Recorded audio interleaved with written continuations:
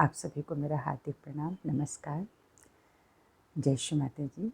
एक युवा बच्ची ने जो अभी हाल ही में उसका विवाह हुआ था, साल भर बीता या नहीं बीता इतनी तो मुझे जानकारी नहीं थी, बस ये मुझे पता था कि ये लोग न्यूली मैरिड कपल हैं। और उसमें उस बच्ची ने वो जो ध्यान भी कर रही थी, जुड़ रही थी, उसने फिर एक दिन शिकायत करी कि आप लोग बताते हो कि हृदय चक्र पति पत्नी शिव खराब होता है। बिल्कुल होता है। पति का दाहिना चक्र पत्नी के साथ अगर उसने ठीक से व्यवहार नहीं किया तो पकड़ जाता है और पत्नी का बायां पकड़ जाएगा। तो ये सब चीज़ें तो इन लोगों ने सुनी हुई थी। अब उनका ये है कि इतने के बाद भी हम अपने व्यवहार में परिवर्तन नहीं ला पाते, हम कहीं ना कहीं रिजिड होते हैं। ये रिजिडनेस जो है वो किधर से होती है ये कहना बड़ा मुश्किल होता है। अब जैसे उस बच्ची ने एकदम एक छोटे बच्चे की तरह शिकायत करी कि आप बताइए कि मेरे हस्बैंड की एनिवर्सरी है, अरे बर्थडे है या हमारी एनिवर्सरी पड़ती है तो मेरे हस्बैंड कहीं भी हमको लेके बाहर नहीं जाते हैं कि हाँ कहीं थोड़ा खाना खिला दे, हमें बाहर का कुछ खिला दे। सब लोग हंसते हैं और कि तुम्हें तुम्हारा पति कहीं लेके नहीं जाता है। तो जब वो ये सब बातें बता रही थी तो मेरे भीतर जो ये चल रहा था कि मैं जितना उस लड़के को जानती हूँ वो मुझे थोड़ा आर्थिक स्थिति से उसमें मुझे थोड़ा कमज़ोर लगा था बातचीत से। उसकी जब तबीयत ख़राब हुई तो तुमने क्या खाया क्या पिया। मैं ये जानना चाहती हूँ कि इंसान के किन किन तरीक़ों से उसकी तबीयत ख़राब होती है। तो जब मैंने जाना तो मुझे ये महसूस हुआ कि वो प्रॉपर डाइट जो कहा जाता है एक बढ़िया स्वस्थ घरों से वो नहीं ले पा रहे हैं। ऐसी स्थिति में वो लड़का विवाह के तुरंत बाद कहीं लेकर के निकल जाए पत्नी को, ये शायद उससे नहीं हो पा रहा होगा। आर्थिक मजबूरी होगी, सामाजिक मजबूरियाँ होंगी। ये तो एक बार एक लड़की को देखना ही पड़ता है। मैंने उसको समझाया कि बेटा अभी तो तुम्हारी शादी हुई है, अभी से तुमने इतनी एक्सपेक्टेशन रखनी शुरू कर दी कि बाहर लेके नहीं जाते, बाहर लेके नहीं जाते। तो उसने कहा कि लोग मेरे ऊपर हँसते हैं। मैं वो कौन लोग हँसते हैं? कौन लोग हँसते हैं आज आपकी स्थिति पे? अगर आपका पति आपको घर के बाहर खिलाने नहीं लेके जा रहा है, वो हँसने वाले कौन लोग हैं? वो महामूर्ख होंगे। अगर कुछ लड़कियां लेडीज़ हैं तो वो महामूर्ख हैं। अपनी स्थिति को स्वयं समझना चाहिए। इसीलिए कहा जाता है जो ध्यानी होता है वो समाधानी होता है। अगर आप ध्यान में उतरना ही नहीं चाहते, आप ईश्वर के प्रति पूरी निष्ठा रखना ही नहीं चाहते हैं तो आपको हर बात में कमी आएगी। जब मैंने उस लड़के से बात करी तो कि भाई आप इसको बाहर क्यों नहीं लेके जा रहे हैं? आप एक बार चलिए कुछ भी नहीं तो बहुत सारी चीज़ें मार्केट में आज इंसान कहीं भी शहर में तो कुछ भी खा सकता है और खाने का शौक़ होता है, कभी-कभी मन करता है। स्त्रियाँ जो हैं वो घर में दिन रात सुबह शाम दोपहर खाना बनाते-बनाते थक जाती हैं। उनके अंदर भी एक बोरियत होती है। दूसरे नई लड़की आई है, वो अपने घर में अ, इतना सामंजस्य अभी नहीं बिठा पाती है। तो एक पति ही मिलता है जिसे वो अपनी बात कह सके, सुन सके और उस प्रेम को प्राप्त कर सके। तो लड़के ने भी छूटे जवाब दिया, मैं तो इसको समझाता हूँ कि तुम मेरी माँ की सेवा किया करो, ये तुम्हारी माँ की तरह है तो तुम माँ मानो। इतना उसने माँ माँ कहा तब मैं समझ गई कि यहाँ बात क्या है कि आप शादी करके लड़की को लाते हैं तो आप लोग तुरंत ये समझ लगते हैं कि वो पूरे घर को अपना समझ ले। वो कुछ ही समय के अंदर वो समझती तो है ही कि पति के साथ वो ब्याही गई है, वो यहाँ लाई गई है, इस घर के धर्म को निभाना उसका एक धर्म बनता है। लेकिन आप सोचिए कि वो सब कुछ भूल जाए तो ऐसा तो नहीं हो सकता, है ना? मैं आपको ये कहना चाहती हूँ कि जो आपके भीतर है ना कि आप मेरी माँ को समझिए, तो आप लोग कभी एक बार ये भी सोचिए आपने क्या उसकी माँ को इतना ही समझा है? आपने अपने पत्नी के पिता को भी इतना ही समझा है? आपने उतनी इज़्ज़त दे दी है? आप या मैं आपसे सीधा प्रश्न ये पूछना चाहती हूँ, क्या आपने उन्हें अपने माता-पिता की तरह एक्सेप्ट कर लिया है? लेकिन आप चाहते हैं कि वो आपके माता-पिता को अपने माता-पिता से भी बढ़ कर के मान लें। क्या ये संभव है? बिहेवियर में लाना एक अलग बात है, एक अनुशासन को मेंटेन करना एक अलग बात है कि आपने डिसिप्लिन बना दी है कि तुम्हें ऐसे करना चाहिए, वैसे करना चाहिए।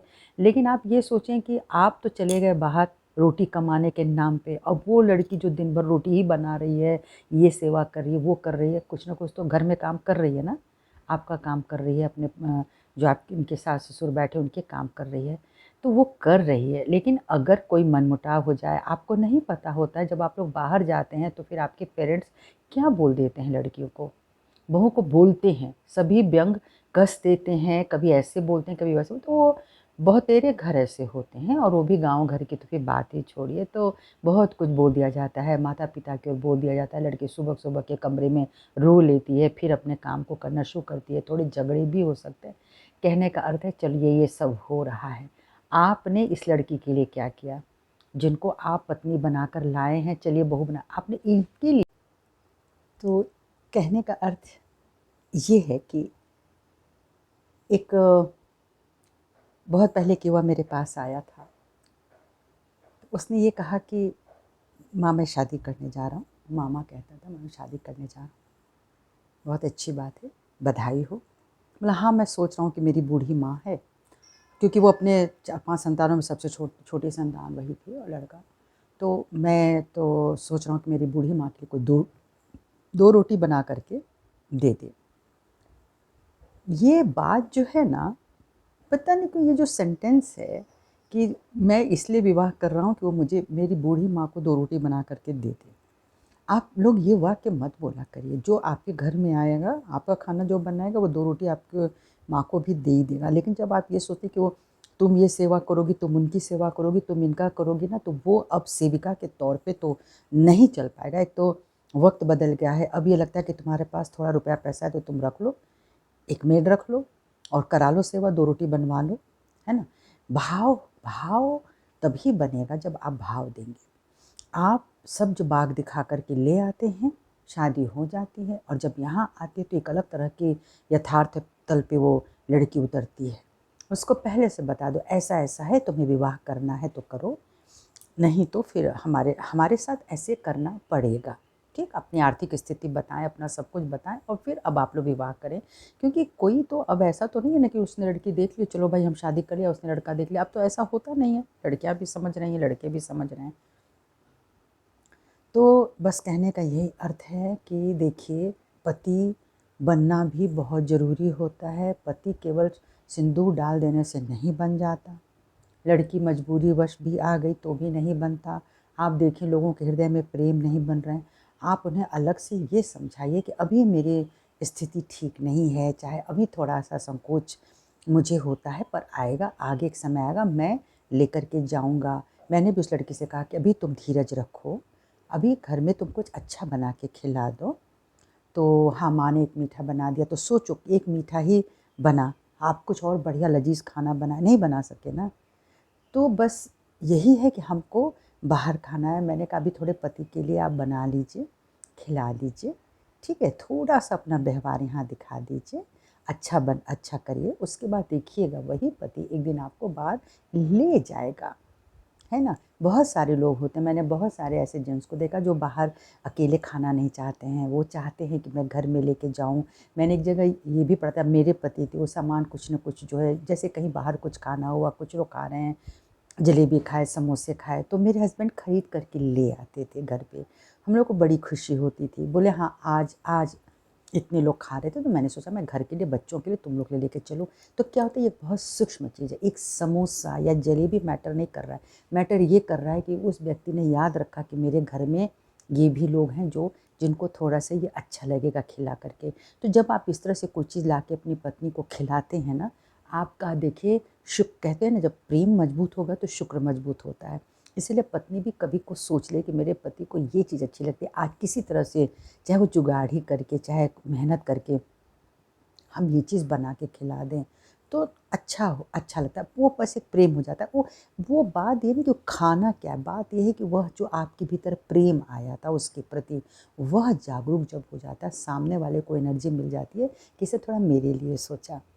ये सोच जो होती है वो बहुत पॉजिटिव एनर्जी क्रिएट करती है, और इसी तरह से आपस में निष्ठा और प्रेम बढ़ता है। दूसरी चीज़ ये भी मैंने महसूस की कि जो लड़कियां पहले विवाह अभी जिनका नहीं हुआ, वो शुरू में होता है, एक राजकुमार आएगा, घोड़े पर बिठाएगा, ले जाएगा, और ऐसा होगा, एक पिक्चर देखते देखते हीरो का जो है वो किरदार आ जाता है कि वो किस तरह से प्रेम करता है। आप लोग देखिए कि यथार्थ क्या है, वही प्रेम हो रहा है ना, विवाह हो रहा है ना, चाहे आप अरेंज मैरिज कर रहे हो, चाहे प्रेम विवाह कर रहे हो, बाद में ये जो काटना मारना शुरू हो गया, वो क्या चीज़ है? वो अपने भीतर जो पावर है ना, वह पावर कहीं ना कहीं कमज़ोर हो रही है अपने बर्दाश्त करने की। तो सबसे पहले मुझे ऐसा लगा कि मैं ये बताऊं कि अधर्म जो है हमारे भीतर, जिसको अधर्म का मतलब होता है कि अधीरता हमारे भीतर कहाँ से आ गई, जो मेरा एक धर्म होता है वह कहाँ छूट जाता है। तो आज हमारे समाज में एक बहुत बड़ी चीज़ है मूलाधार चक्र की। ये बहुत बड़ी धार्मिकता अपने भीतर लेनी पड़ती है। मूलाधार चक्र ही ऐसा होता है जो सीधे हमारे आज्ञा पे आकर के हमारे लेफ्ट साइड से यहाँ आज्ञा पर आता है, ठीक है। दाहिनी ओर तो स्वादिष्ठान चक्र से आता है ऊपर में, लेकिन लेफ्ट साइड से मूलाधार चक्र से ही हमारा ऊपर पूरा का पूरा एक रिलेशन बना हुआ है। अगर वहाँ पे हम पति पत्नी के बीच की पवित्रता, चलिए यंग एज में गलतियाँ हो भी जाती हैं, हो सकती हैं, लेकिन जब आप विवाह करके आते हैं तो तुरंत उन चीज़ों को भूलना होता है जो आपके विवाह के पहले था, कि वो तुमने उनको क्या कहा, तुमको कितने प्रेम से रखा गया। विवाह के पहले सब प्यार कर लेते हैं, लेकिन जब विवाह के बाद हकीकत की धरती आती है ना, तो उसमें सब गड़बड़ा जाता है, क्योंकि उसमें एक परिवार भी जुड़ा होता है। यहाँ पे बस यही मुश्किल होती है कि लोग जो है उसको, तो विवाह के साथ परिवार जुड़ता है, उस परिवार को भी लेके चलना पड़ता है, लेकिन परिवार को भी लड़की के बारे में सोचना चाहिए। ताली दोनों ही हाथ से बजती है। अगर आप प्रेम चाहते हैं तो प्रेम देना सीखें, और प्रेम में बड़ा धीरज मांगता है। तो मैं उस बच्ची को, मैं तो दोनों पक्ष को यही कहना चाहती हूँ कि एक दूसरे को समझिए। अगर वो माँ की सेवा नहीं कर पा रही है, नहीं बोल पा रही, तो ठीक है, आप समझाना आपका धर्म है, लेकिन आप ये सोचिए कि हम तो इससे बात ही नहीं करेंगे, हम तो इसको कहीं लेके ही नहीं जाएंगे, इसका तो बस काम है रसोई में पड़ी रहे, ये सड़ी रहे, ऐसे चल नहीं सकेगा, है ना। ऐसे बहुत सारे घर खराब हो रहे हैं। अब हमारा दिमाग भी विकसित हो रहा है, हम लोग सोशल मीडिया पर हैं, हम लोग बहुत कुछ देख रहे हैं जीवन में, ठीक है। तो उसी तरह से हम भी अपना जीवन चाहते हैं। अगर हम पढ़े लिखे हैं तो उसी तरह से हम व्यवहार भी चाहते हैं। आज की लड़कियां ये भी चाहती हैं, आप उनको सम्मान दें, व्यवहार दें, नहीं तो क्या है, वो भी, उनका भी यही मन में है कि हम भी कमा के 2 रोटी खा लेंगे। तो भाव जो बदल जाएंगे तो फिर ये जो धरती है ना, वो कट जाएगी। तो पहले अपनी धरती मजबूत कर लीजिए, उसके बाद सब मिलेगा। आप विश्वास करिए, आपको जीवन में हर वो कुछ मिलेगा जो आप चाहेंगे, लेकिन शुरुआत आपको करनी पड़ेगी, दोनों पक्ष को अपने अपने तरीके से। सभी को मेरा आभार सुनने के लिए।